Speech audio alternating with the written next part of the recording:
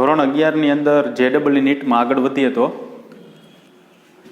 Chapter number છે 8. 8મું chapter એટલે આપણા માટે શું થશે? ગુરુત્વાકર્ષણ થશે. બરાબર. આજે ગુરુત્વાકર્ષણ જે છે તેમાં આગળ આપણે પહેલા થિયરી શોર્ટમાં આગળ વધીએ તો સૌપ્રથમ પહેલાં ઇન્ટ્રોડક્શન એવું આવે છે. એમાં MCQ તો કોઈ પૂછાઈ ન શકે, થોડુંક આપણે રિવાઇઝ કરી નાખીએ. સૌપ્રથમ જ્યારે આર્યભટ્ટ હતા તે સમયની વાત જો કરવામાં આવે તો પૃથ્વી કેન્દ્રીયવાદ રજૂ કર્યો હતો. તો પૃથ્વી કેન્દ્રીયવાદમાં કેવું હતું તો કે પૃથ્વી કેન્દ્રમાં હોય અને બાકી બધા ફરતા હોય. પછી આર્યભટ્ટે એવું કીધું કે ખરેખર એ વસ્તુ ખોટી છે. એ વસ્તુ જે છે એ ખોટી છે. બીજી વસ્તુ એ કે આપણી પાસે જે સૂર્ય છે એ કેન્દ્રમાં છે અને બાકી બધા શું થાય છે? ફરે છે. એટલે અત્યારે જે માન્ય જે રાખવામાં આવ્યું છે એ એવું રાખવામાં આવ્યું કે સૂર્ય કેન્દ્રમાં છે, બાકી બધા ગ્રહ જે છે એ સૂર્યની આસપાસ શું કરે છે? પરિભ્રમણ કરે છે. આવી એક માન્યતા અત્યારે હાલની અંદર રાખવામાં આવી છે. બીજી વસ્તુ એ કે આપણે જ્યારે સૂર્યના કેન્દ્રમાં રાખીએ ત્યારે અન્ય ગ્રહો જે છે એની આસપાસ શું કરતા હોય છે? પરિભ્રમણ કરતા હોય છે. પરિભ્રમણ તો કરે છે. ધારો કે આ આપણી પાસે શું છે? સૂર્ય છે. આ સૂર્યની આસપાસ કોઈ ગ્રહ જે છે એ ધારો કે પરિભ્રમણ કરે છે. પરિભ્રમણ તો કરે છે પણ આવી લંબવૃત્તીય કક્ષામાં પરિભ્રમણ કરે છે. ધારો કે અહીં સૂર્ય હોય તો કોઈ ગ્રહ જે છે ને આવી કક્ષામાં શું કરે? પરિભ્રમણ કરે. એક્ઝેક્ટ ગોળમાં પરિભ્રમણ કરતા નથી. એટલે યાદ રાખજો, સૂર્યની આસપાસ કોઈ પણ ગ્રહ જે છે એ જ્યારે પરિભ્રમણ કરતો હોય ત્યારે તેની આસપાસની કક્ષા જે છે એ લંબવૃત્તીય હોય છે, વર્તુળાકાર કક્ષા હોતી નથી. આ એક બાબત જે છે ખાસ યાદ રાખવાની છે. એટલે મોટાભાગની કક્ષા બધાની અંદર કેવી હોય છે? લંબવૃત્તીય કક્ષા હોય છે. પછી ટાઇકો બ્રાહે નામના જે વૈજ્ઞાનિક જે છે એની આખી જિંદગી દરમિયાન પોતાએ શું કર્યું તો કે આખી જિંદગી દરમિયાન પોતાએ નરી આંખે લીધેલા રીડિંગનો જ અભ્યાસ કર્યો. એને લખ્યા હતા રીડિંગ નરી આંખે. બરાબર. નરી આંખે એટલે એની પાસે કોઈ પણ પ્રકારનું ટેલિસ્કોપ નહોતું, કોઈ પણ પ્રકારના સાધનો નહોતા, અને એને શું લીધા? રીડિંગો લીધા. એની આખી બુક તૈયાર કરેલી હતી, લખેલી. એનો અભ્યાસ જે છે ને એ કોણે કર્યો? કેપ્લરે કર્યો. કેપ્લરે પોતાએ નિયમ નથી બનાવેલા. ખરેખર ટાઇકો બ્રાહે નામના જે વૈજ્ઞાનિક જે છે તેના પાસે જે માહિતી એણે ફિલઅપ કરેલી હતી નરી આંખે, એ નરી આંખે ફિલઅપ કરેલી માહિતી જે છે એનો અભ્યાસ કોણે કર્યો? કેપ્લરે કર્યો. અને કેપ્લરના 3 નિયમ બહાર પાડ્યા. બરાબર. જે સૌપ્રથમ પહેલો નિયમ જે છે કક્ષાનો નિયમ છે. બીજો નિયમ જે છે એ ક્ષેત્રફળનો નિયમ છે. અને ત્રીજો નિયમ જે છે એ આવર્તકાળનો નિયમ છે. પહેલો કયો નિયમ કીધો? કક્ષાનો, કે કક્ષામાં ભ્રમણ કરતા હોય ત્યારે કેવી કક્ષા હોય તે બધી બાબત આપી. બીજું શું કીધું તમને? ક્ષેત્રફળ. ક્ષેત્રફળ કંઈક આંતરેલું હોય છે. ત્રીજું કીધું આવર્તકાળ, કારણ કે વર્તુળાકાર માર્ગે ભ્રમણ કરતું હોય. વર્તુળાકાર એટલે લંબવૃત્તીય કક્ષા હોય તો ભલે અને ગોળ હોય તો ભલે. કોપરનિક્સે જે કક્ષા સૂચવી હતી ને એ ગોળ સૂચવી હતી, પણ એ કોપરનિક્સનું ખોટું પડ્યું. ખરેખર ગોળ હોતી નથી. કક્ષા કેવી હોય છે? લંબવૃત્તીય કક્ષા હોય છે. બરાબર. તો સૌપ્રથમ શરૂઆત કરીએ તો કેપ્લરનો પ્રથમ નિયમ.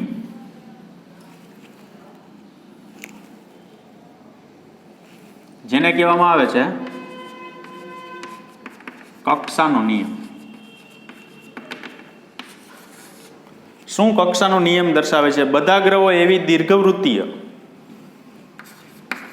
બધા ગ્રહો એવી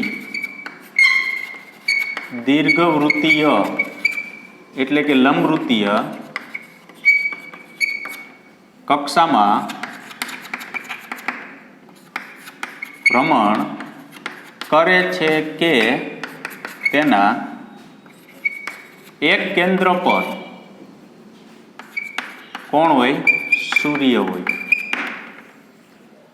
જો દીર્ઘવૃત્તિ એટલે લંબવૃત્તીય, તો નહીતર ન્યા એ શું લખે, જો વર્તુળાકાર હોય તો બધા ગ્રહો એવી વર્તુળાકાર કક્ષામાં ભ્રમણ કરે છે એવું લખે, પણ વર્તુળાકાર કક્ષા ગણવાની નથી.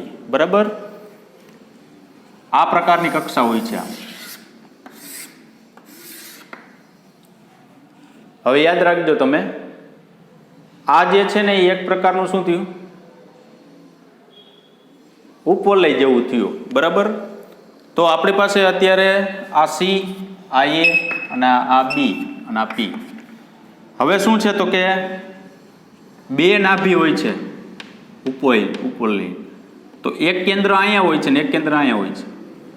જો નીટવાળા હોય બાયોલોજીવાળા એને ખ્યાલ નથી હોતો, કારણ કે એને ક્યાંય ગણિતનું આ માહિતી આવેલી નથી, પણ યાદ રાખવું. બરાબર, હવે બે નાભી હોય છે ને એમાંથી તમે કોઈ એક કેન્દ્ર તરીકે રાખી શકો. જો તમારે આને કેન્દ્ર, ધારો કે આ સૂર્ય 1 ને આ સૂર્ય 2, ખરેખર સૂર્ય 2 હોતા નથી, પણ એનું કેન્દ્ર જે છે ને દીર્ઘવૃત્તીય કક્ષા જેની હોય એનું કેન્દ્ર જે છે એ એક્ઝેક્ટ મધ્યમાં નથી આવતું, એટલે બે કેન્દ્ર હોય છે.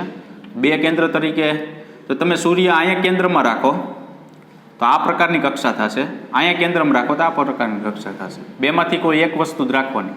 તો આપણે બેમાંથી કોઈ એક વસ્તુ જ રાખશું આપણે. બરાબર, ધારો કે આ રાખ્યું કેન્દ્ર, તો એ આ સૂર્ય રાખ્યું, તો હવે તો અત્યારે આપણી પાસે ટોટલ આ અંતર 2a જેટલું છે, અને અહીંથી આ અંતર જે છે ટોટલ કેટલું છે 2b જેટલું. કારણ કે આપણને ખબર છે કે અંતર બે અલગ અલગ કહેવા પડે. શું કામે, જો વર્તુળ હોય તમારી પાસે તો આમ વ્યાસ માપો કે આમ માપો, બધી બાજુ વ્યાસ તમને કેવો પ્રાપ્ત થશે, એક સમાન પ્રાપ્ત થશે. અહીંયા તમને આમ અંતર વધુ જોવા મળે છે, અહીંયા અંતર ઓછું જોવા મળે છે. તો આ જે અંતર છે એ આપણે 2a જેટલું કીધું, ને આ ઊભું અંતર જે છે આપણે કેટલું કીધું, 2b જેટલું અંતર કીધેલું છે. હવે આમાં શું કીધું, કાંઈ નથી, તમારે ખાલી નિયમ યાદ રાખવાનો કે કોઈ સૂર્ય કેન્દ્રમાં હોય ને તો એની આજુબાજુના ગ્રહ જે છે એ બધા કેવી કક્ષામાં ભ્રમણ કરતા હોય, લંબવૃત્તીય કક્ષામાં ભ્રમણ કરતા હોય છે. પછી આગળ આ સૂર્ય જે છે એનું સૌથી નજીકનું બિંદુ P છે, સૂર્ય દૂરનું બિંદુ કેવું છે, એ છે. એક વસ્તુ યાદ રાખજો, સૂર્યથી જ્યારે આપણે આને પછી નિયમમાં કહેશું, અત્યારે કહી દઉં, સૂર્યથી જ્યારે કોઈ ગ્રહ દૂર હોય ને, ધારો કે કોઈ ગ્રહ જે છે અહીં પરિભ્રમણ કરે, ગ્રહ જ્યારે દૂર હોય ને, સૂર્યથી જ્યારે ગ્રહ દૂર હોય ત્યારે એનો વેગ ઓછો હોય છે, જ્યારે નજીક આવે ને એમ વેગ શું થઈ જાય, વધી જાય. શું કામે, કારણ કે જો આ બે વચ્ચે છે ને આકર્ષણ લાગતું હોય, ગુરુત્વાકર્ષી આકર્ષી બળ, આમ જેમ નજીક આવશે ને એમ એની સ્પીડ વધતી જાય. અહીં સ્પીડ વધુ હોય, પાછી જેમ દૂર જશે એમ ગ્રહને દૂર જવું છે, આ ખેંચે છે આમ, એટલે ઓટોમેટિક સ્પીડ શું થઈ જાય, એની ઘટી જાય. દૂર તરફ સ્પીડ ઓછી હોય છે, અહીંયા સ્પીડ કેવી હોય છે, વધારે હોય છે. આગળ સૌથી નજીકનું બિંદુ P છે, અને P ને પેરીહેલિયોન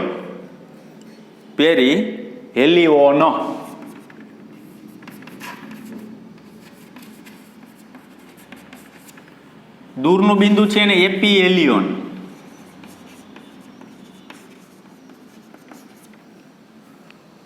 પેરીહેલિયન અને એફિલિયોન.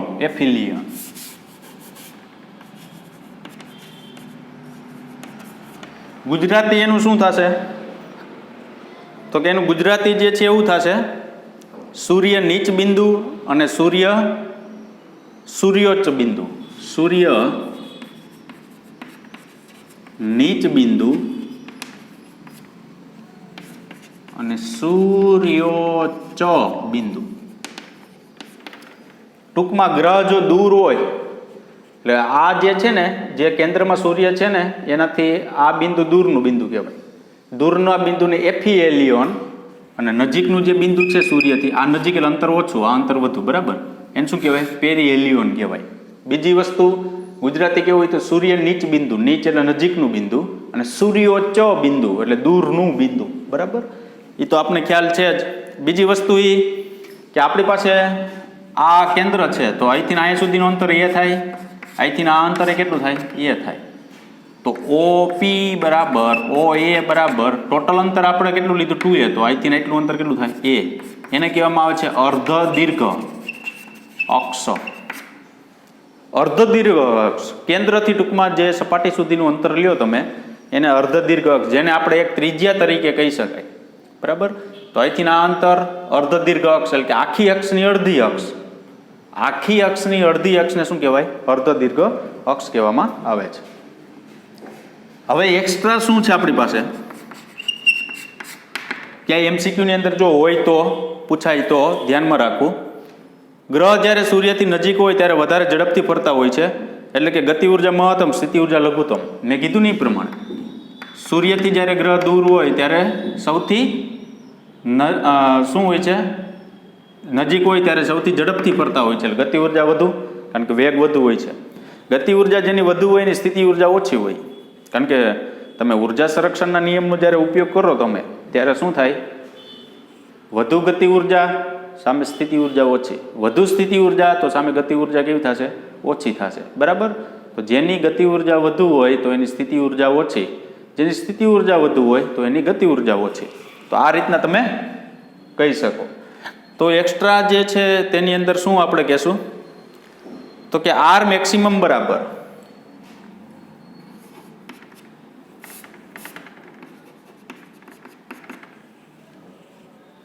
એ પ્લસ ઈ એ બરાબર, એ કોમન કાઢો, 1 પ્લસ ઈ. આર મિનિમમ આ વધુ અંતર માટે, એટલે આ અંતર વધુ થયું, આ ઓછું, એટલે આર મિનિમમ બરાબર એ માઇનસ ઈ એ. એમાં એ કોમન કાઢો એટલે 1 માઇનસ શું થાય? ઈ. હવે આગળ શું કીધું? ઈ જે છે ને એ ઉપવલયની ઉત્કેન્દ્રતા છે. ઈ છે ને એ ઉપવલયની ઉત્કેન્દ્રતા.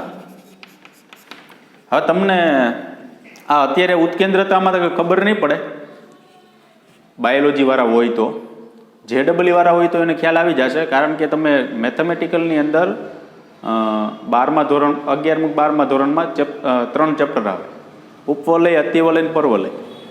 મેં કીધું ને કે આકાર ઉપવલય છે, તો ઉપવલય જે છે તેમાં એ ઈ આવે, મેથ્સમાં આવી જાય. બરાબર?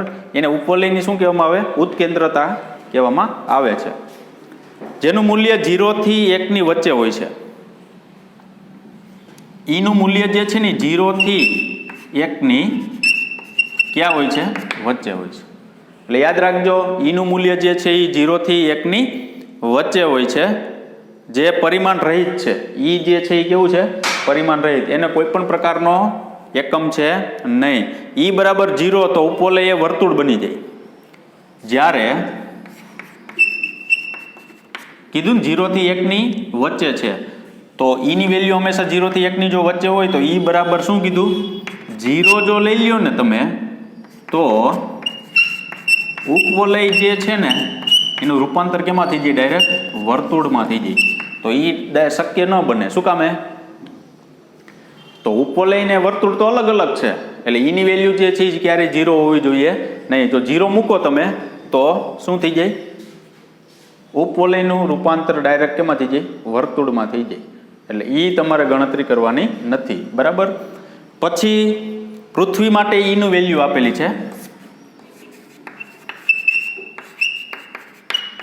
ઈ બરાબર 0.017. ઈની વેલ્યુ જો આ છે ને એ 0 અને 1 ની વચ્ચે આવી જાય, 0.017. એમાં અલગ અલગ ગ્રહો માટે અલગ અલગ હોય છે. ધારો કે તમે પૃથ્વી માટે અહીં 0 લઈ લ્યો, તો પૃથ્વી આપણે એમ કહીએ છીએ કે જે કક્ષામાં ભ્રમણ કરે છે એ લંબવૃત્તીય કક્ષામાં ભ્રમણ કરે છે. એની જગ્યાએ કેવી કક્ષા થઈ જાય? જે કોપરનિકસે જે કક્ષા સૂચવી હતી ને એવી. કેવી? આખી વર્તુળ. પણ વર્તુળ કક્ષા હોતી નથી. તો આ વસ્તુ જે છે ને એટલી વધારાની છે. ક્યાંય જો તમને એમસીક્યુ સ્વરૂપે ક્યાંય પૂછાય, બરાબર, તો આટલી વસ્તુ આપને ખ્યાલ હોવો જોઈએ. આ સૂત્ર છે, આની સાબિતી તો હોય જ, બરાબર, પણ સાબિતી જે છે એ આપણે અહીંયા કરાવશું નહીં. સાબિતીની કાંઈ જરૂર નથી. તમને એટલા આ પ્રમાણેના શું આવડવા જોઈએ? સૂત્ર જે છે એ આવડવા જોઈએ. બરાબર? એના પછીનો જે નિયમ છે તે ક્ષેત્રફળનો નિયમ.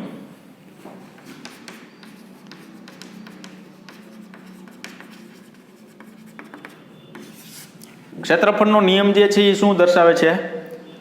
તો કે કોઈ પણ ગ્રહને સૂર્ય સાથે જોડતી રેખાએ સમાન સમયગાળામાં સમાન ક્ષેત્રફળ આંતરે. કોઈ પણ ગ્રહને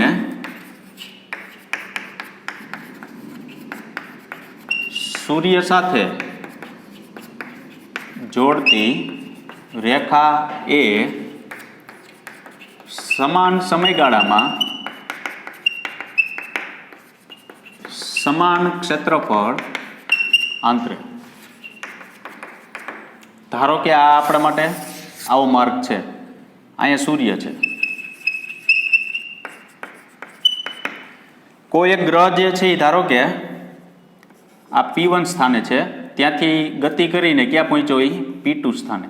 હવે એને P1 થી P2 જવા માટે કંઈક સમય લેશે. એ ધારો કે કેટલો સમય લીધો? ડેલ્ટા ટી જેટલો સમય લીધો.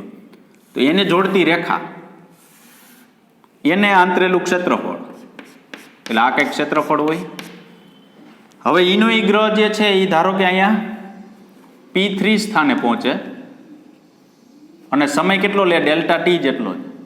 અને એટલા જ સમયમાં એ P4 સ્થાને પહોંચે છે, તો એને આંતરેલું ક્ષેત્રફળ.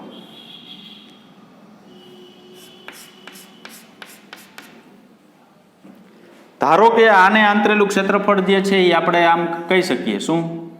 O P1 P2 નું ક્ષેત્રફળ. અહીં કેવું હોય તો O P3 P4 નું ક્ષેત્રફળ. હવે જો કોઈ પણ ગ્રહને સૂર્ય સાથે જોડતી રેખા, આ ગ્રહ છે અને આ સૂર્ય, એની સાથે આ જોડતી શું થઈ? રેખા.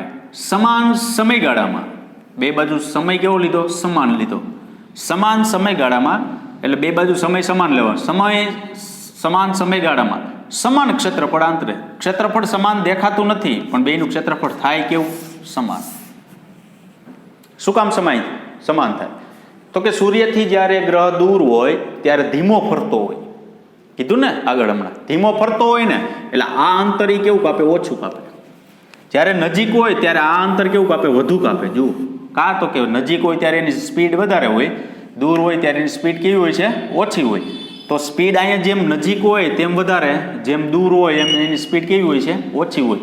એટલે એવું કહેવામાં આવે કે આ અંતર વધુ કાપે. જુઓ, એટલે અહીંયા ક્ષેત્રફળ આમ વધુ જોવા મળે અને આ ક્ષેત્રફળ આમ કેવું જોવા મળે? ઓછું જોવા મળે. પરંતુ એટલે આમ વધુ, આ જે ક્ષેત્રફળ છે આમ વધુ જોવા મળે ને આમ વધુ જોવા મળે. બે ક્ષેત્રફળ કેવા મળે? એક સમાન આપને પ્રાપ્ત થશે. બરાબર. પછી આગળ જતા આપણા પાસે ક્ષેત્રીય વેગ આવે છે.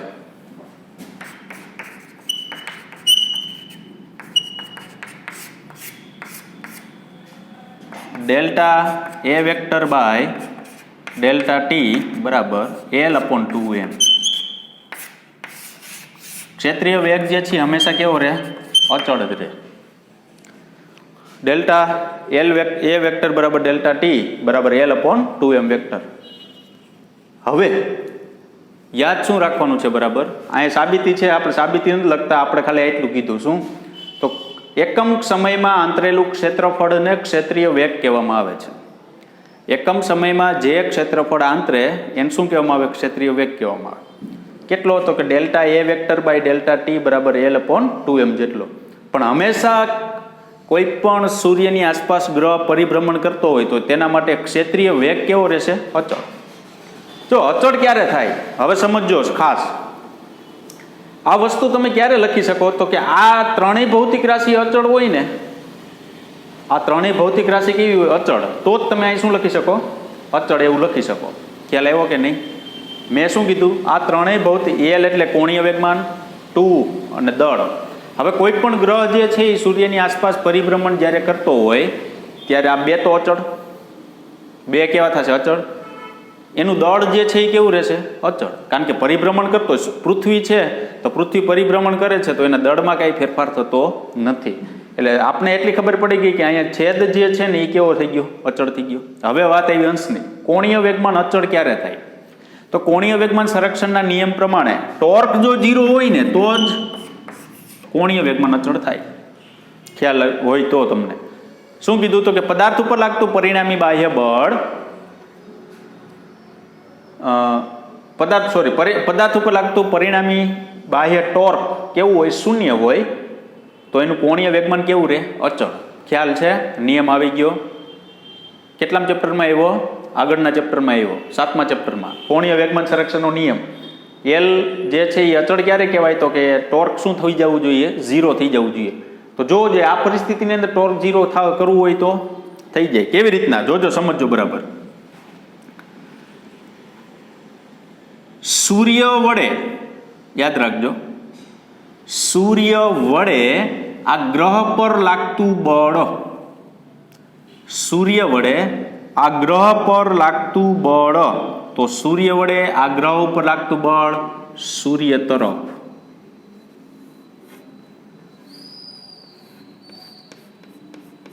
આ બાજુ આવશે, એ આપણા માટે શું થયું? F vector. એક વસ્તુ યાદ રાખજો, હું હમણાં કહીશ જ તમને, આગળ નિયમ આવશે ગુરુત્વાકર્ષણ સાર્વત્રિક નિયમ, એમાં જેના વડે બળ લાગતું હોય ને, જેના વડે બળ લાગતું હોય ને એના તરફ બળની દિશા હોય. વળી અહીંયા પ્રશ્ન એવો ઉદ્ભવ હોય કે આ કેમ આમ તીરની દિશા લીધી એમ, બરાબર?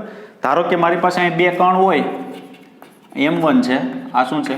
M2 છે, આ એને જોડતી રેખા, આ વચ્ચે કંઈક અંતર. હું એમ કહું કે M1 દળ ધરાવતો કણ M2 દળ ધરાવતા કણ પર બળ લગાડે છે. કોણ લગાડે છે? M1, એના તરફ બળની દિશા હોય. પછી એમ કહું કે M2 દળ ધરાવતો કણ M1 દળ ધરાવતા કણ પર બળ લગાડે છે, તો હવે બળની દિશા M2 તરફ. જેના વડે બળ લાગતું હોય ને, યાદ રાખજો ખાસ, જેના વડે બળ લાગતું હોય, તમને તો ખ્યાલ જ હશે, બરાબર? એના તરફ બળની દિશા હોય છે. તો delta A vector by delta T બરાબર L/2F. મેં શું કીધું? સૂર્ય વડે ગ્રહ પર લાગતું બળ કઈ બાજુ? સૂર્ય તરફ. આ પૂરું થઈ ગયું બળની દિશા. આમ હવે એવું સ્થાન સદિશની દિશા, ચાલો આ કેન્દ્ર કહેવાય. જો સૂર્ય સ્થિર છે એટલે કેન્દ્ર કહેવાય. તો સ્થાન સદિશની દિશા જે છે ને એ તમે કઈ બાજુ લઈ શકો? આ દિશામાં લઈ શકાય. હા,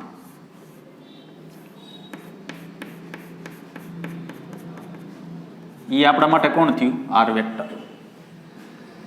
ખ્યાલ આવ્યો કે નહીં? હવે આપણે શું કરવું છે? ટોર્ક 0 કરવું છે. તો ટાવ વેક્ટર બરાબર શું લખાય? R vector cross F vector. તો અહીં શું થાય? R F sine theta, R F sine 180. બે જે છે ને આપણે એવું કહી શકાય, મેં તમને શું કીધું હતું? ટોર્ક ક્યારે લાગે? તો કે એફ અને આર હંમેશા એકબીજાને લંબ હોવો જોઈએ, બે એક જ દિશામાં અથવા બે એક જ લાઈનમાં ન આવવા જોઈએ, એવી ચોખવટ કરી હતી. શું કીધું તું? એફ બરાબર 0, આર બરાબર 0, થીટા બરાબર 0 અને થીટા બરાબર 180 હોય ને ત્યારે ટોર્ક કેવું થઈ જતું? 0. તો બે વચ્ચે ખૂણો જોવું છે, આર ને એફ વચ્ચે 180. હવે એવું કહી શકાય શું કે સૂર્ય અને ગ્રહને જોડતી રેખામાં બળ અને આર વેક્ટર એટલે સ્થાન સદિશની કાર્યરેખા એક જ હોવાથી તેના પરનું ટોર્ક જે છે એ શૂન્ય થાય. જો ટોર્ક શૂન્ય થાય તો કોણીય વેગમાન સંરક્ષણના નિયમ પ્રમાણે કોઈ પદાર્થ ઉપર લાગતું પરિણામી ટોર્ક શૂન્ય હોય તો એનું કોણીય વેગમાન કેવું રહે? અચળ. તો જોજી ત્રણેય ભૌતિક રાશિ અચળ થઈ કે નહીં કોઈ એક ગ્રહ માટે? એલ અચળ, ટુ અચળ, દળ અચળ. એટલે ક્ષેત્રીય વેગ હંમેશા કેવો રહેશે? અચળ જ રહેશે. બરાબર? તો ખાલી એમ નથી કહી દેવાનું ક્ષેત્રીય વેગ અહીંયા અચળ, હાલો પૂરું, એમ નહીં. એમ ખાલી નથી કહેવાનું કે ક્ષેત્રીય વેગ અચળ એટલે અહીંયા કામકાજ પૂરું થઈ ગયું. બરાબર? કેવી રીતના અચળ? તો કે આ ત્રણેય ભૌતિક રાશિ અચળ થવી જોઈએ. તો જ ત્રણેય ભૌતિક રાશિ ક્યારે અચળ થાય? તો કે બે અચળ તો છે જ, દળ અચળ તો રહે જ. એલ ક્યારે અચળ થાય? ટોર્ક 0 થાય. તો ટોર્ક કેવી રીતના 0 થાય? આવી રીતના 0 થાય. બરાબર? આ વસ્તુ જે છે એ ખાસ આપણે ક્યાંક ટેકાવી દેવી એટલે આપણે વાંધો ન આવે. અને બીજી ભાષામાં એરિયલ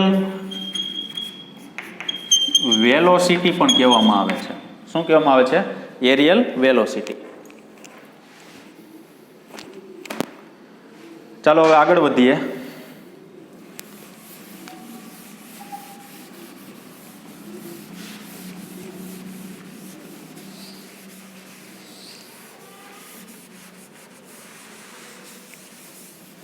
જેટલી વધારાની વસ્તુ હોય એક્સ્ટ્રા એ તમે ગમે તે જગ્યાએ લખી નાખજો એટલે આપણે કોઈ પ્રોબ્લેમ ન આવે. બરાબર?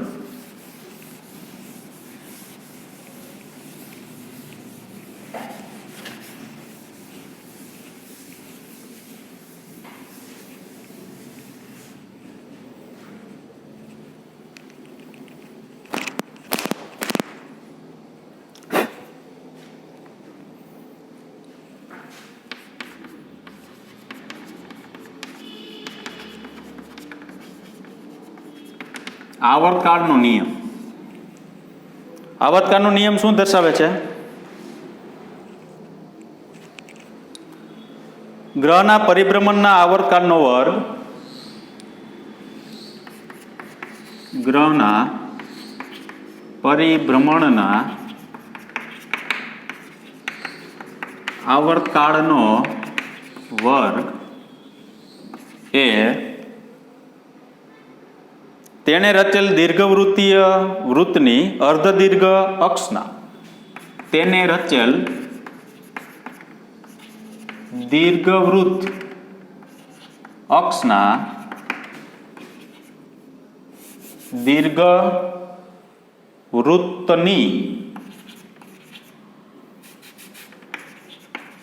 અર્ધદીર્ઘ અક્ષના ઘનના સમપ્રમાણમાં હોય છે. શું કીધું? ગ્રહના પરિભ્રમણના આવર્તકાળનો વર્ગ એટલે આ ટી સ્ક્વેર તેને રચેલ દીર્ઘવૃત્તની અર્ધદીર્ઘ અક્ષ. દીર્ઘવૃત્ત એટલે આખું જે છે દીર્ઘવૃત્ત કહેવાય. એની આખી અક્ષ કેટલી હતી? 2a હતી. એની અર્ધદીર્ઘ અક્ષ એટલે કેટલી? a. એના ઘનના સમપ્રમાણમાં હોય છે. આ સાબિતી તમને એમ થાય ડાયરેક્ટ લખી નાખ્યું, એમ ડાયરેક્ટ નથી લખ્યું. તમે ભણી જ ગયા છો, જ્યારે ઉપગ્રહનો ટોપિક આવે એમાં જ્યારે આવર્તકાળ આવે ને ત્યારે આ વસ્તુ સાબિત થાય છે. ત્યાં કેપ્લરનો ત્રીજો નિયમ, બરાબર? એટલે સાબિતી વિના આ વસ્તુ ક્યાંય છે નહીં. એટલે કેપ્લરનો ત્યાં ત્રીજો નિયમ શું થાય છે? સાબિત થાય છે. ધારો કે આપણી પાસે જ્યારે બે જુદા જુદા ગ્રહો હોય ત્યારે અહીં અચળાંક એડ કરી શકાય. બે જુદા જુદા ગ્રહો હોય ત્યારે તમે શું લખી શકો? T1² બાય T2² બરાબર A1³ બાય A2³. કારણ કે જો અર્ધદીર્ઘ અક્ષ તમને આપેલી હોય બે ગ્રહ માટે, એક ગ્રહનો આવર્તકાળ આપેલો હોય ને એક ગ્રહનો આવર્તકાળ મેળવવાનું કહે તો તમે ડાયરેક્ટ આનો ઉપયોગ કરી શકો. ખ્યાલ આવ્યો કે નહીં? તો બે જુદા જુદા ગ્રહો માટે તમે T1² by T2² equal to A1³ by A2³ જે છે એવું તમે લખી શકો. હવે સૂર્યની આસપાસ અતિ દૂર રહેલા પ્લુટોનો આવર્તકાળ આપેલો છે. અતિ દૂર અને નજીક. અતિ દૂર જે છે એ પ્લુટો, એનો આવર્તકાળ જે છે 248 વર્ષ છે. અને નજીક જે છે યુરેનસ જે છે એનો આવર્તકાળ 84 વર્ષ.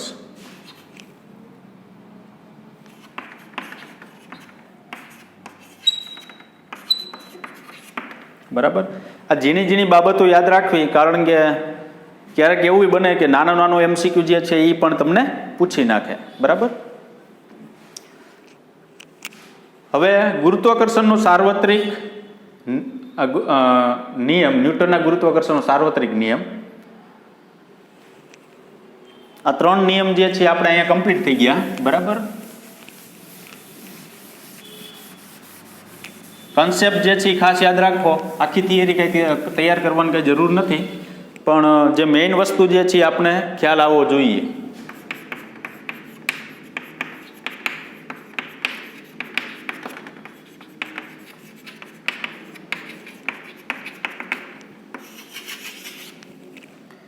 ધારો કે આપણી પાસે બે કણ છે, M1 અને M2 દળ ધરાવતા. એને જોડતી કંઈક રેખા છે. એ રેખા જે છે જોડતી, એનું અંતર જે છે આપણી પાસે કેટલું છે? Small r. શું છે ગુરુત્વાકર્ષણનો સાર્વત્રિક નિયમ? તો કે ગુરુત્વાકર્ષણનો સાર્વત્રિક નિયમ એમ છે, વિશ્વમાંનો દરેક કણ બીજા દરેક કણ ઉપર આકર્ષી બળ લગાડે છે. ધારો કે આ એક કણ છે એ બીજા કણ ઉપર કેવું બળ લગાડે છે? આકર્ષી બળ લગાડે છે. કેટલું? તો કે ધારો કે F જેટલું. વિશ્વમાંનો દરેક કણ બીજા દરેક કણ ઉપર આકર્ષી બળ લગાડે છે, જેનું મૂલ્ય આકર્ષી બળ કીધું, બળનું મૂલ્ય શું કીધું? જે બે દળ છે દરેક એક કણ બીજા દરેક એક કણ પર આકર્ષી બળ લગાડે છે. પછી શું કીધું?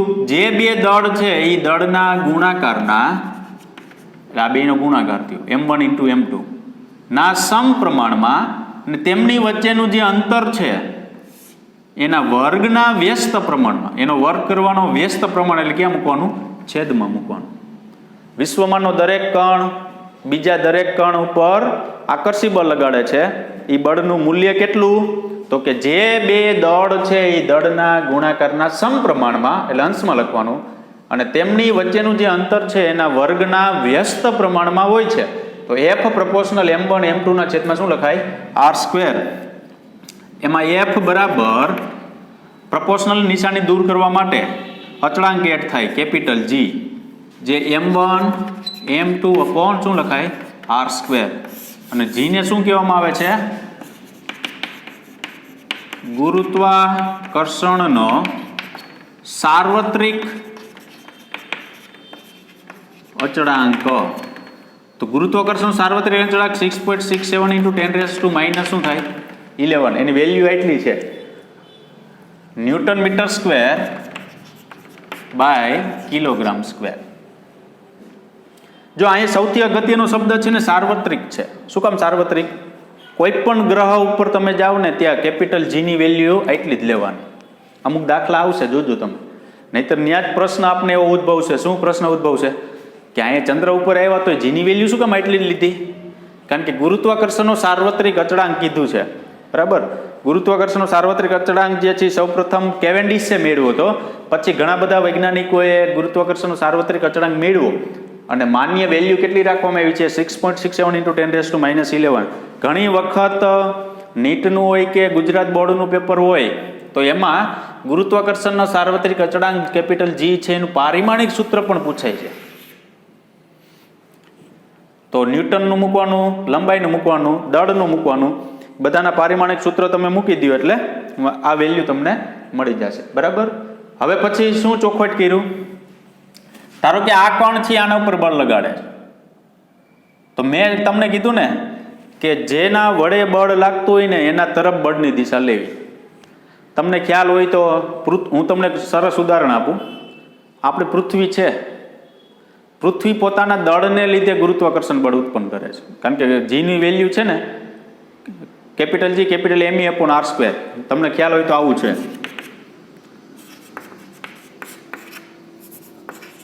આમ છે. તો જો આ દળ કોનું છે? પૃથ્વીનું દળ છે m. તો ગુરુત્વ પ્રવેગ જે છે ને એ પૃથ્વીના દળ ઉપર આધાર રાખે, બરાબર? તો જેમ પૃથ્વીનું દળ વધુ એમ ગુરુત્વ પ્રવેગ વધુ, કારણ કે અંશમાં રાશિ એવી ભૌતિક રાશિ. હવે તમે આ ચોક છે, આ ચોકને હું આમ મૂકી દઉં, ગુરુત્વાકર્ષણ બળની દિશા કેવી લાગી? પૃથ્વીના કેન્દ્ર તરફ લાગી. તો પૃથ્વીના જો કેન્દ્ર તરફ ગુરુત્વાકર્ષણ બળની દિશા લાગતી હોય તો યાદ રાખવાનું કોણે લગાડ્યું એના ઉપર બળ? પૃથ્વીએ લગાડ્યું.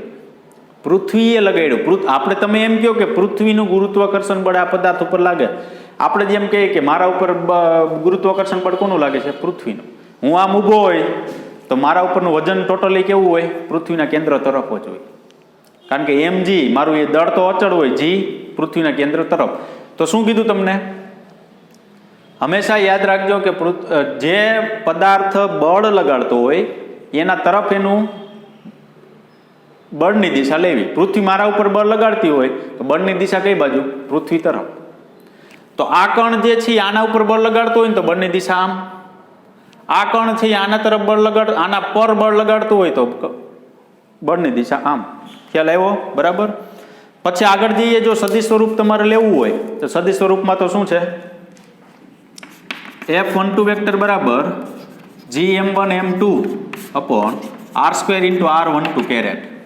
આ એકમ સદિશ લેવું પડે કારણ કે તો જ અહીં તમે શું દર્શાવો? દિશા. જો અહીં તમે મૂલ્ય લઈ લ્યો તો એકમ સદિશ કાંઈ લખવાની કાંઈ જરૂર છે નહીં, બરાબર? GM1 M2 upon r12². એવી રીતના F12 બરાબર 21 બરાબર પેલા ઉપર બીજા વડે લાગતું બળ ને બીજા પર પેલા વડે લાગતું બળ GM1 M2 upon r² r12 caret. પણ અહીંયા આવશે આગળ માઇનસ. તો આનો મતલબ શું થયો? તો F21 વેક્ટર બરાબર આટલા બરાબર તમે શું લખી શકો? જોવો જી, આ માઇનસ એમ નામ રાખવું. F12 વેક્ટર કારણ કે કોઈ એક રેખા ઉપર જો આના વડે બળ F12 વેક્ટર લગાડતું હોય, સોરી F12 વેક્ટર, તો આના વડે આના ઉપર લાગતું બળ F21 વેક્ટર સમાન મૂલ્યના પરસ્પર કેવા થાય? વિરુદ્ધ દિશામાં થાય. એટલે અહીંયા શું લખી શકાય? આવી રીતના લખી શકાય. ખ્યાલ આવ્યો? બરાબર. આ સદિશ સ્વરૂપે છે, એમાં આપણે બહુ ડિટેલમાં નથી જવાનું, કારણ કે સદિશ સ્વરૂપે પૂછે તો આપણે આગળ એ પ્રમાણે જે દાખલો આવશે તો આપણે ગણશું. બરાબર.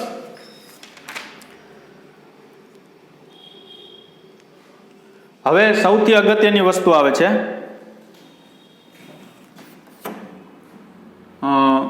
નામ એવું છે એનું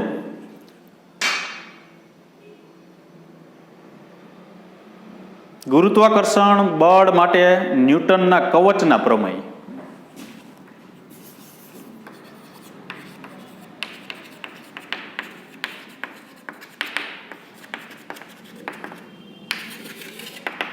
હવે જોજો ખાસ, ન્યૂટનના કવચના પ્રમેય. કવચના પ્રમેયમાં શું છે?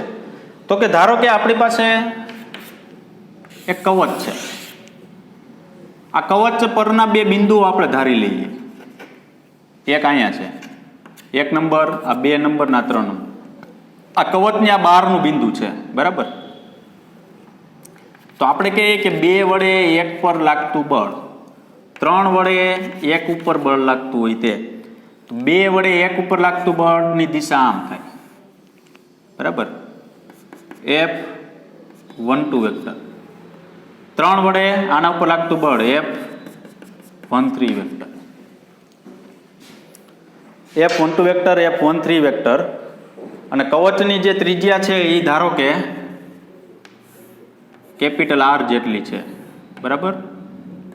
અહીંથી આ અંતર છે એ આપણી પાસે કેટલું છે? Small r.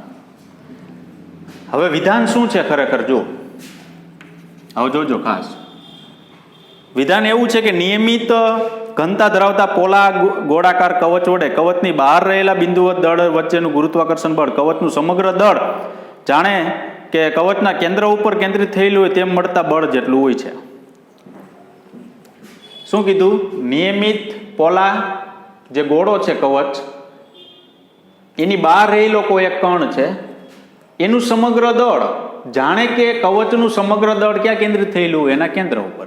પૃથ્વીનું સમગ્ર દળ ક્યાં કેન્દ્રિત થયેલું? એના કેન્દ્ર ઉપર. એટલે શું કીધું? કવચનું જ્યાં દળ કેન્દ્રિત થયેલું છે ને, કવચનું જ્યાં દળ કેન્દ્રિત થયેલું છે તે બિંદુ પાસે બહાર રહેલો જે કણ છે ને એનું સમગ્ર બળ એ કેન્દ્ર ઉપર શું થયેલું હોય છે? કેન્દ્રિત થયેલું હોય છે. બીજી ભાષામાં કેવું હોય તો નિયમિત ઘનતાવાળો એક પોલો ગોળાકાર કવચ છે, એ કવચની બહાર આવેલું જે બિંદુ છે એનું સમગ્ર બળ ક્યાં લાગતું હોય? તો કે આના કેન્દ્ર ઉપર. પછી એમાં વચ્ચે એવું કીધેલું છે એનું કેન્દ્ર કોણ? તો કે એનું સમગ્ર દળ જ્યાં કેન્દ્રિત થયેલું હોય એ એનું શું કહેવાય? કેન્દ્ર કહેવાય. કેવી રીતના? તો આ વસ્તુ છે ને હું અહીંયા દર્શાવું છું. જુઓ, આ મારા માટે F12 વેક્ટર છે, આ મારા માટે કોણ છે? F13 vector. આવું છે. હવે જો જે આ પરિણામી બળ આમ ત્રાંસું છે તો એના લંબ ઘટક આમ થાય, સમાંતર ઘટક આમ થાય. આ પરિણામી બળ આમ છે તો એનો સમાંતર ઘટક આમ થાય, લંબ ઘટક આમ થાય. તો લંબ ઘટક જે છે, ધારો કે હું એકાદો ખૂણો ધારી લઉં એટલે આ કોસ થાય ને આ સાઈન થાય. તો હું એમ કહું છું કે લંબ ઘટક જે છે ને, બરાબર, જે આ બિંદુ છે ને આમ લંબ ઘટક એ સમાન મૂલ્યના પરસ્પર વિરુદ્ધ દિશામાં પરિણામી બળ એનું શું થાય? 0. એટલે આ નીકળી ગયા. વૈધા કોણ? સમાંતર ઘટક. તો સમાંતર ઘટકની બેયની દિશા એક જ છે, બેયની દિશા એક જ હોય, બેયનો શું થાય? સરવાળો થાય. અને ઈ બળ ક્યાં લાગતું જણાય છે? તો કે આ તરફ. તો આની વસ્તુ જો અહીંયા દોરું, આ આમ, આ આમ, આ બે કેન્સલ થઈ ગયા, આ આમ, આ આમ. તો શું કીધું? કવચની બહાર રહેલું જે બિંદુ છે ને એનું સમગ્ર દળ ક્યાં કેન્દ્રિત થયેલું લાગે છે? એના કેન્દ્ર તરફ. આ કવચ ન્યૂટનના કવચનો પ્રમેય છે. ધારો કે હું એમ કહું હું પૃથ્વીની બહાર છું કે નહીં? તો કે હા. ચાલો, તો હું પૃથ્વીની બહાર હોય તો મારું સમગ્ર દળ ક્યાં કેન્દ્રિત થયેલું હોય? પૃથ્વી તરફ. તો હું અહીંયા બેઠો હોય ધારો કે, પણ મારું બળ છે એ ક્યાં ખરેખર કેન્દ્રિત થયેલું હોય? એના કેન્દ્ર તરફ. બરાબર. તો ટૂંકમાં યાદ એ રાખવાનું છે કે કોઈ પણ કવચ છે એની બહારનું જે બિંદુ છે એનું સમગ્ર દળ એના કેન્દ્ર તરફ કેન્દ્રિત થયેલું હોય છે. બીજું, આ આવી બહારની વાત. હવે આવી અંદર, ધારો કે નિયમિત ઘનતાવાળા કોઈ પોલો ગોળાકાર કવચ છે, એની અંદર રહેલું જે કણ છે તેનું સમગ્ર ગુરુત્વાકર્ષણ બળ F બરાબર શું હોય છે? 0. શું કામ? કેવી રીતના? શું છે નિયમ? નિયમિત ઘનતા ધરાવતા પોલાનો ગોળાકાર કવચને લીધે તેની અંદર રહેલા બિંદુવત દળ પર લાગતું ગુરુત્વાકર્ષણ બળ કેવું હોય છે? 0. 0 શું કામ? કેવી રીતના? તો કે અંદર તો બધા કણ છે કે નહીં? તો બધા કણ જે છે શું કરે ખબર? આ કણ જે છે એના ઉપર બળ લગાડે ને તો બીજો કણ એના ઉપર બળ લગાડે, ત્રીજો કણ એના ઉપર બળ લગાડે, ચોથો એના ઉપર બળ લગાડે. બધા બળ જે છે સમાન મૂલ્યના થાય, પરસ્પર વિરુદ્ધ દિશામાં થાય, એટલે એનું પરિણામી બળ જે આપણે પ્રાપ્ત થાય એ કેવું પ્રાપ્ત થશે? 0 પ્રાપ્ત થાય. ખ્યાલ આવ્યો? બધા બળ જે છે સમાન મૂલ્યના, પરસ્પર વિરુદ્ધ દિશામાં. તમને ખ્યાલ હોય તો 7મા ચેપ્ટરમાં એવું આવ્યું હતું કે કોઈ પણ પદાર્થ ઉપર લાગતા બળ 2 પ્રકારના હોય, બાહ્ય બળ અને આંતરિક બળ. એમાં આંતરિક બળ 0 કીધું હતું. આ આંતરિક બળ જ થયું. જો કવચની કેવું લેવાનું કીધું તમને? અંદર લેવાનું કીધું હતું. કવચની અંદર જે છે હંમેશા બળ કેવું થશે? 0 થશે. બરાબર. ગુરુત્વાકર્ષી અચળાંક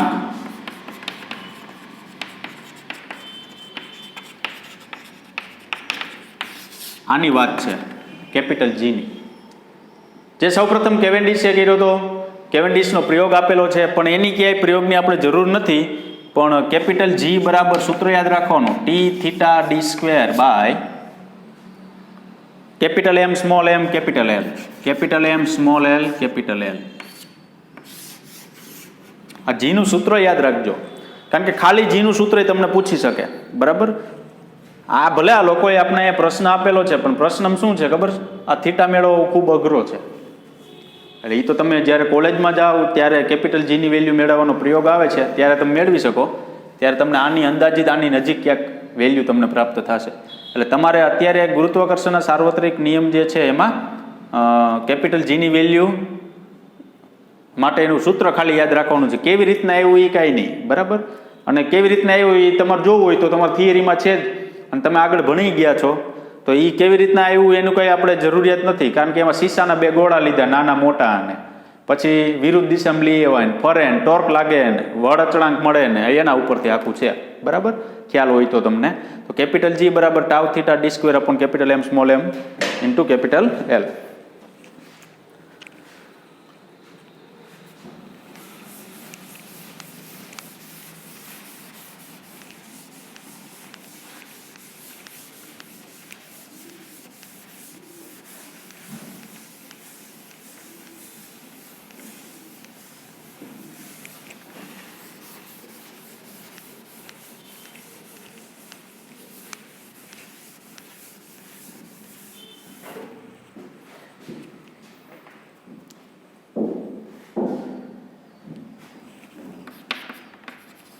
પૃથ્વીના ગુરુત્વીય પ્રવેગ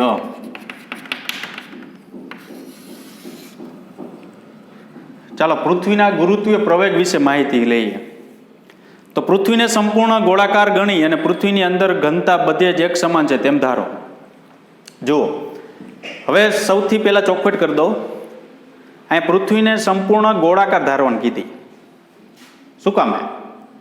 તો કે આપણે છે ને ગણતરી સહેલી કરવા માટે સંપૂર્ણ કેવી ધારશું? ગોળાકાર ધારશું. નહીતર છે ને ગણતરી સહેલી ન થાય.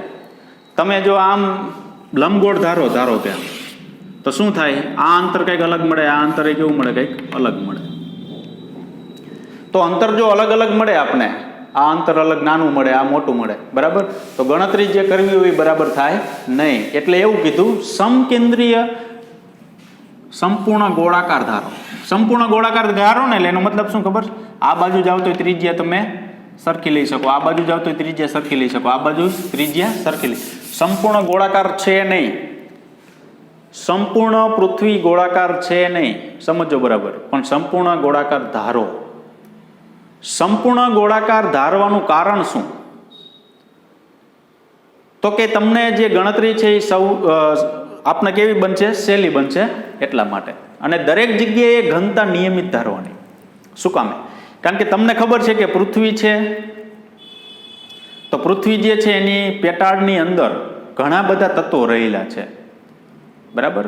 તો ઘણા બધા તત્વો રહેલા હોય તો આપણે એવું કહી શકાય કે ખરેખર જો તમે ધારો તો ખરેખર પૃથ્વીની અંદરના પેટાળમાં દરેક જગ્યાએ એટલે બધી જગ્યા ફરી લેવાની, ઘનતા સમાન હોતી નથી, પણ ઘનતા કેવી ધારો? સમાન ધારો, એટલે તમને ગણતરી કરવામાં સરળતા રહે એટલા માટે. આગળ, પૃથ્વીને ખૂબ જ મોટી સંખ્યામાં સમકેન્દ્રીય ગોળાકાર કવચોની બનેલી ગણી શકીએ. સમકેન્દ્રીય ગોળાકાર કવચોની બનેલી ગણી શકીએ. ધારો કે મારી પાસે પેલા એક સાવ નાનો એવો દડો છે, એને ઉપરના દડો મોટા દડામાં ફિટ કરી દઉં. આ બે વસ્તુ છે એને મોટા દડામાં, એનાથી મોટા દડામાં ફિટ કરી દઉં.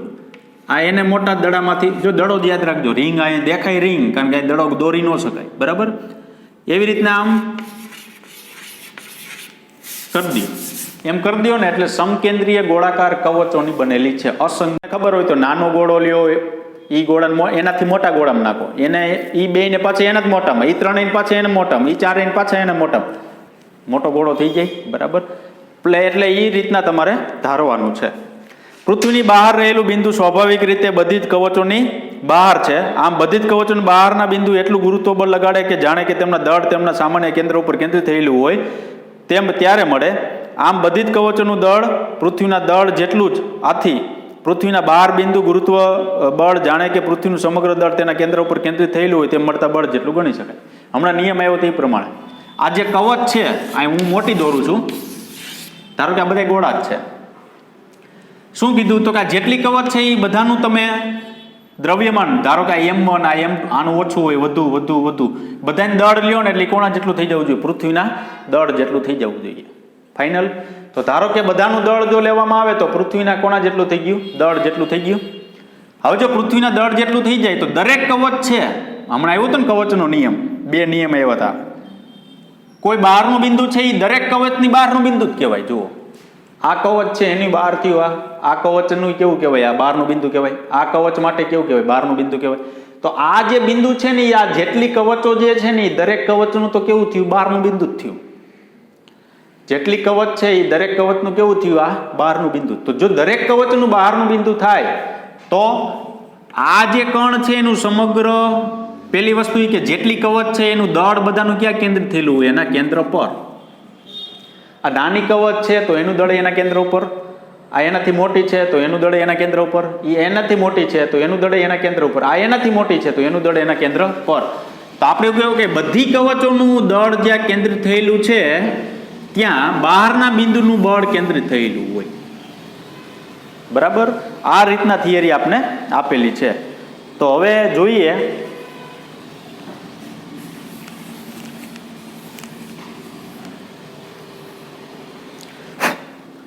ધારો કે આ પૃથ્વી છે, આ બહારનું બિંદુ એક P બિંદુ છે. એ કે આ પૃથ્વીની અહીંયા સુધી જે છે ને એ આપણે શું કહી શકાય? ત્રિજ્યા. આ રહી બહારનું બિંદુ જે છે એ સપાટીથી ધારો કે h ઊંચાઈએ છે અને કેન્દ્રથી ધારો કે સ્મોલ r અંતરે છે. પછી આનું દળ જે છે એ સ્મોલ m છે, બહાર જે બિંદુ ધારેલું છે. અહીંયા જે બિંદુ છે એનું દળ કેટલું છે? Capital M. પૃથ્વીનું દળ કેટલું છે? Capital ME. બરાબર. શું કીધું? આ આખી પૃથ્વી છે, પૃથ્વીની ત્રિજ્યા r જેટલી, બહારનું બિંદુ જે છે એ પૃથ્વીની સપાટીથી h ઊંચાઈએ, કેન્દ્રથી સ્મોલ r અંદર, બરાબર. પછી આ જે પૃથ્વી આપેલી છે એનું દળ કેપિટલ ME. પૃથ્વીનું બહારનું જે બિંદુ છે એનું દળ કેટલું છે? ધારો કે સ્મોલ m જેટલું છે.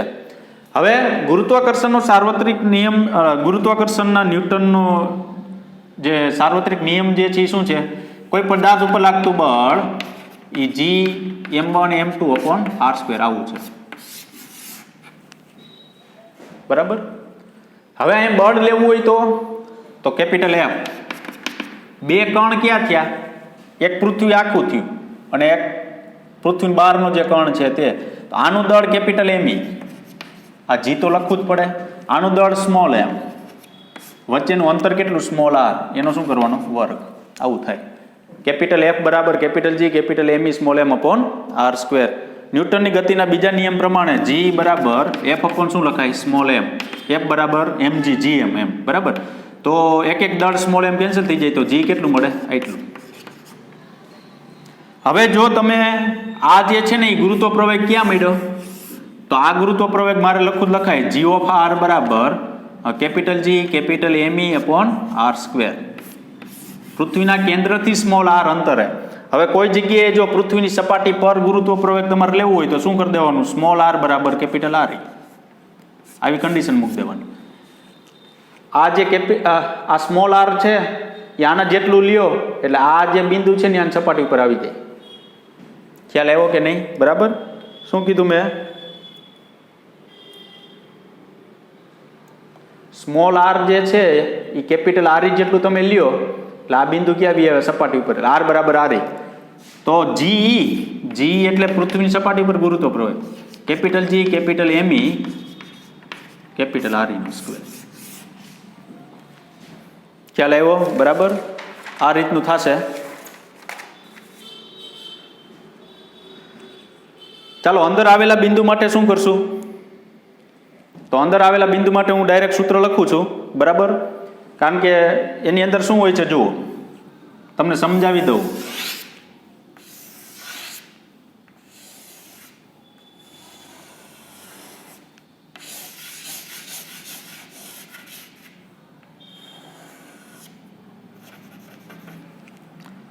સ્મોલ આર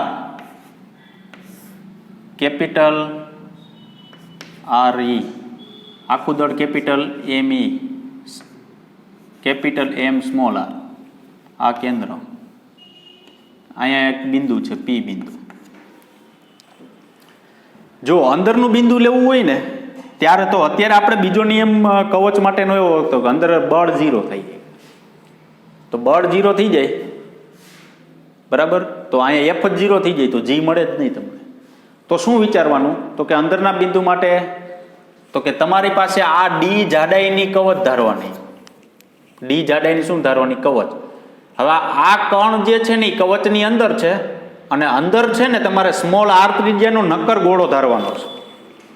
સ્મોલ આર ત્રિજ્યાનું શું ધારવાનું છે? નક્કર ગોળો ધારવાનો. બરાબર. તો હવે શું થાય જુઓ, આખી પરિસ્થિતિ કેવી થઈ ખબર? શ્રીફળ જેવી થઈ. શ્રીફળ છે ને એમાં જો આ છે ને આ ટોપરું હોય આમ, એની ઉપર છે ને આ કાચલું હોય, જુઓ હોય કે નહીં? તો આ જે કાચલું જે છે ને એ ડી જાડાઈ છે. શ્રીફળ જે છે એની સપાટી જે છે ને એ સ્મોલ આર ત્રિજ્યાનો નક્કર ગોળો છે. તો આ ગોળો છે આ જાડાઈની શું ધારી? એક કાચલું ધાર્યું. તો આ કણ જે છે ને એ કાચલાની અંદર છે. જે કાચલું તમે ધાર્યું છે ને એની અંદર આ કાચલું છે, આ ગોળો છે. કાચલાની અંદર અને ગોળાની સપાટી પર એટલે આમ છે. તો હવે જો જે કાચલું તમે ભૂલી જાઓ એટલે શું કામે ભૂલી જવાનું? તો કે કાચલું જે છે એ કવચ છે, તો કવચની આ અંદરનું બિંદુ થાય તો એના લીધે લાગતું ગુરુત્વાકર્ષણ બળ 0, કારણ કે કવચની અંદર બળ 0. એટલે આ પી બિંદુએ જે સ્મોલ એમ દળ ધરાવતો કોણ છે, બરાબર, આ સ્મોલ એમ દળ ધરાવતો એ આ ડી જાડાઈની કવચની અંદર છે. એટલે એના માટે કવચને લીધે કોઈ બળ ન લાગે. પછી સ્મોલ આર ત્રિજ્યાની ગોળાની સપાટી પર છે, તો સપાટી પર હોય તો સ્મોલ આર ત્રિજ્યાનો ગોળો છે એના ઉપર શું લગાડી શકે? બળ લગાડી શકે. તો અહીંયા આપણી પાસે પૃથ્વીનું દળ છે 4/3 pi R E cube into row.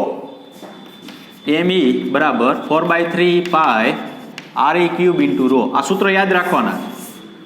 નિયમિત ઘનતા તો છે જ, પણ આટલા વિસ્તાર માટેની વાત છે. બરાબર. તો આ અત્યારે કોની વાત થઈ? સપાટી માટેની વાત થઈ.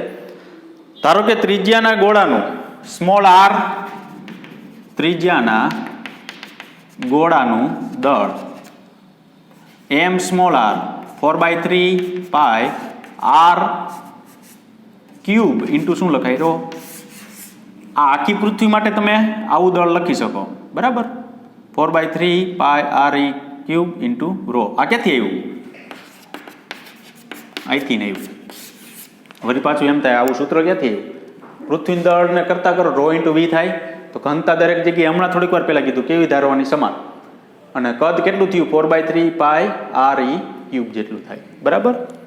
પછી આગળ જઈએ તો બળ કેટલું?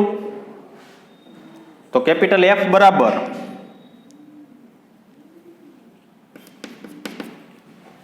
એફ બરાબર શું થશે?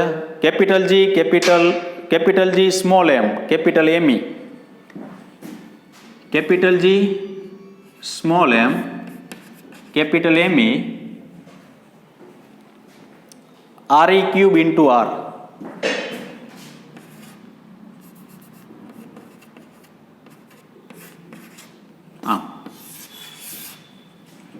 આવું બળ મળશે.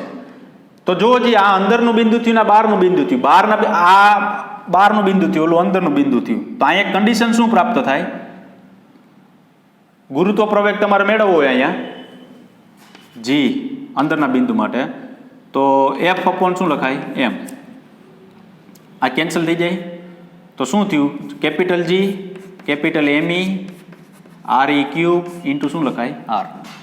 આવું લખાય. પણ જો જે આ કેપિટલ જી કેવું કહેવાય? અચળ. કેપિટલ એમઈ કેવું કહેવાય? અચળ. કેપિટલ આર ઈ કેવું કહેવાય? અચળ. તો અહીંયા જી પ્રપોર્શનલ શું લખાય? આર. અંદર માટે અહીંયા શું થાય? જો જે કેપિટલ જી અચળ, કેપિટલ એમઈ અચળ, જી પ્રપોર્શનલ 1 શું લખાય? આર. આ કોના માટે? બહાર માટે. ખ્યાલ આવ્યો કે નહીં? તો કન્સેપ્ટ આખો શું નીકળે જોજો. હવે તમે જો સ્મોલ આર બરાબર કેપિટલ આર ઈ મૂકી દો, પૃથ્વીની સપાટી ઉપર ગુરુત્વ પ્રવેગ મેળવવું હોય તો સપાટી ઉપર મેળવવું હોય તો અહીંયા આર ઈ મૂકો, એક R E cancel, G M E upon R E square થઈ ગયું, પાછું હતા નીને આવી ગયા. બરાબર. હવે સૌથી અગત્યની વસ્તુ શું છે? હા, જી પ્રપોર્શનલ આર, જી પ્રપોર્શનલ 1 આર. તો હું અહીંયા આપણે એક ગ્રાફ દોરીએ. જો ગ્રાફ કેવો છે?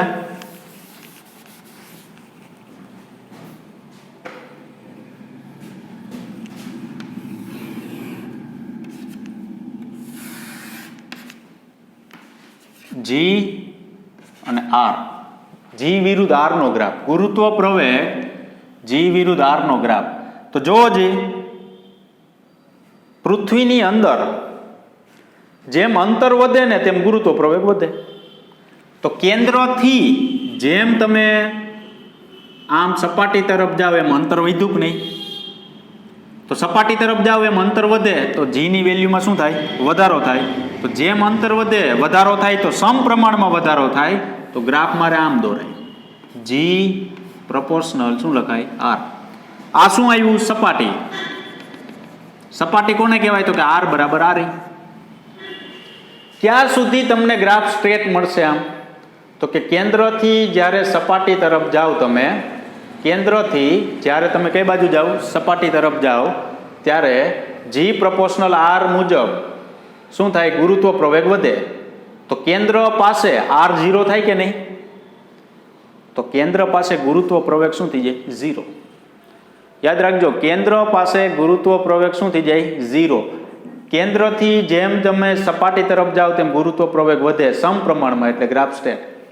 સપાટીથી અહીં સપાટી સુધી પહોંચી ગયા, ઉપર જાઓ તમે પાછા, સપાટીથી કેવા જાઓ? ઉપર તરફ. તેમ ગુરુત્વ પ્રવેગ અંતરના વ્યસ્ત પ્રમાણમાં ઘટે, અંતરના વર્ગના વ્યસ્ત પ્રમાણમાં શું થાય? ઘટે. અંતરના વર્ગના વ્યસ્ત પ્રમાણમાં શું થાય? ઘટે. તો અંતરના વર્ગના વ્યસ્ત પ્રમાણમાં ઘટે તો આપણે અહીંયા આવું કહી શકાય. જો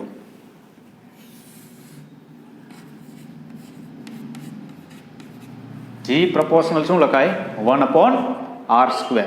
ખ્યાલ આવ્યો કે નહીં? શું થયું? ચાલો પૃથ્વીના કેન્દ્રથી હાલો. પૃથ્વીના કેન્દ્રમાં 0 ગુરુત્વ પ્રવેગ. જો યાદ રાખજો, પૃથ્વીના કેન્દ્ર તમને પૂછે કે પૃથ્વીના કેન્દ્ર પર ગુરુત્વ પ્રવેગ કેટલું? 0. પૃથ્વીના કેન્દ્ર પર ગુરુત્વ પ્રવેગ 0. પૃથ્વીના કેન્દ્રથી જેમ સપાટી તરફ જાય એમ ગુરુત્વ પ્રવેગ વધે. કયા પ્રમાણે? જી પ્રપોર્શનલ આર પ્રમાણે. સપાટી ઉપર મેક્સિમમ કેટલું? પૃથ્વીની જ વાત છે, જી બરાબર 9.8 મીટર/સેકન્ડ². તો એનો મતલબ શું થયો ખબર છે? તમે આમ જાઓ ને તોય ઘટે, આમ જાઓ તોય ઘટે. તો તમે જો સપાટીથી પૃથ્વીની અંદર જાઓ તો જેમ અંદર જતા જશો ને તેમ ગુરુત્વ પ્રવેગ ઘટતો જશે ને કેન્દ્ર ઉપર શું થઈ જાય? 0. અહીંયા મેક્સિમમ. પાછું સપાટીથી તમે જેમ ઉપર જશો ને એમ ગુરુત્વ પ્રવેગ ઘટશે. ક્યાં અનુસાર? જી પ્રપોર્શનલ 1/r² મુજબ. યાદ રાખજો, આ ગ્રાફ છે ને અહીંયા અડાડી નથી દેવાનો. જો અડાડો તો શું થાય? બરાબર, આ વસ્તુ અમુક જે છે એ બહારની વસ્તુ છે એ આપણે નોંધ સ્વરૂપે લખી નાખવાની છે. આ એક્સ્ટ્રા છે, આ છે નહીં આપણે ટેક્સમાં. આ જે છે એ તમે અહીંયા લગાડી દે, અહીંયા અડાડી દે, શું થાય ખબર? આટલું અંતર કેટલું? આરી. તો એટલું જ અંતર અહીંયા આરી. તેનો મતલબ એવો થયો કે પૃથ્વીની ત્રિજ્યા જેટલી ઊંચાઈ જાય પ્રવેગ 0 થઈ જાય. પણ એવું ખરેખર હોતું નથી, એટલે અહીંયા અડાડવાનો નથી. તો તમારે યાદ શું રાખવાનું? ધારો કે આ પૃથ્વી છે,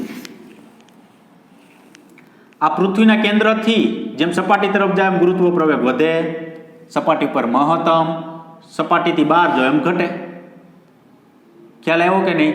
હવે આપણે ઉપરથી જેમ નીચે તરફ આવે એમ ગુરુત્વ પ્રવેગ વધે, સપાટી ઉપર મહત્તમ, સપાટીથી કેન્દ્ર તરફ જાવ તો ઘટે, કેન્દ્રથી સપાટી તરફ જાવ તો વધે, સપાટીથી કેન્દ્ર તરફ જાવ એમ ઘટે, અને કેન્દ્રથી સપાટી તરફ જેમ જાવ ને એમ ગુરુત્વ પ્રવેગના મૂલ્યમાં શું થાય?